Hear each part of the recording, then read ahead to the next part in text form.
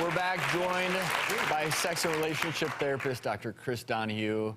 As parents, you've probably experienced the usual anxiety of your teenager's upcoming exam, maybe their sport event. But for one Colorado mom, the concerns were on a whole other level when she found out her daughter was being sexually harassed at school. The worst part, she's still attending the school with her alleged harasser over a year later. Have a look.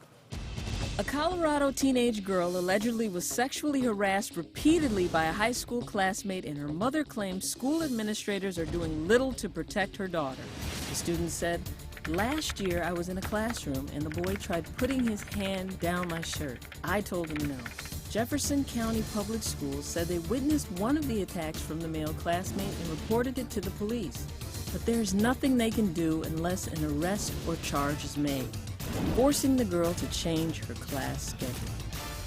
This is outrageous. This doesn't sound right. How can this be happening? I think, you know, really what this sounds like is really kind of how we treat sexualized victims throughout the country. I mean, like, the story to me wasn't surprising, it was just outrageous.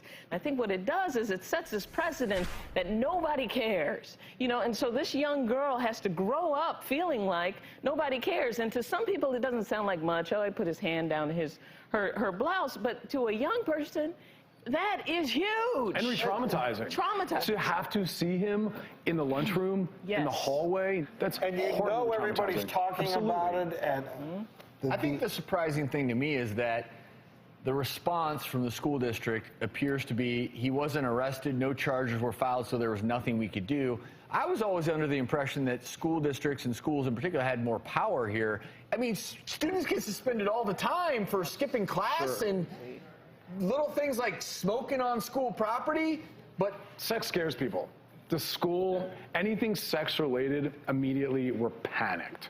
And I think that's part of this. They don't know how to appropriately talk about and discuss sexual boundaries. Sex ed covers a lot of topics, but they don't cover boundaries and consent, ever. They talk about the anatomy, right? So their kids aren't trained in how to deal with their impulses. I can't believe that the first time it happened, this kid should have been brought in and appropriate measures taken and then said, it happens again, you're out. Which it will, because this is someone who doesn't understand boundaries, impulse control, has no empathy. Absolutely. But at 15, 16, 17, the years in high school, that's when your hormones are raging. That's when you most need to have someone talking about this, managing this, discussing this with you. Because what we do is, when you turn 18, you're now legally old enough to have sex, but you haven't in any way learned how to lead up to that and deal with impulse. Scarred. Absolutely. Of sorts, sexually. Sure. And here she is with no support in school, supposed to focus on her schoolwork. How's that going to happen? So does it work from your perspective, since, you know, being a sex therapist is part of what you do, and you're dealing with people after they've been traumatized, does it make sense then to have someone who is a counselor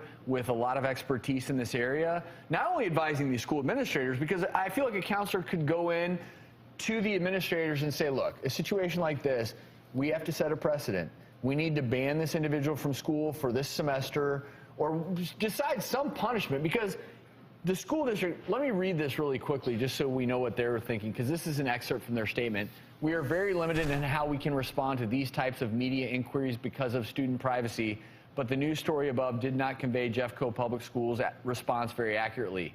As soon as this student reported that another student had touched her inappropriately, we involved local law enforcement. Even though the police are still investigating, we took the proactive measure of putting a safety plan in place to keep these two students apart."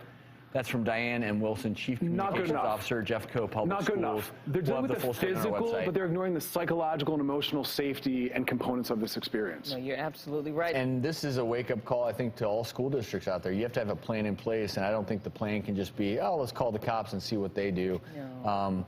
Chris, always a pleasure having you on the show. Good to see you guys again. Really appreciate your input. We'll be right back.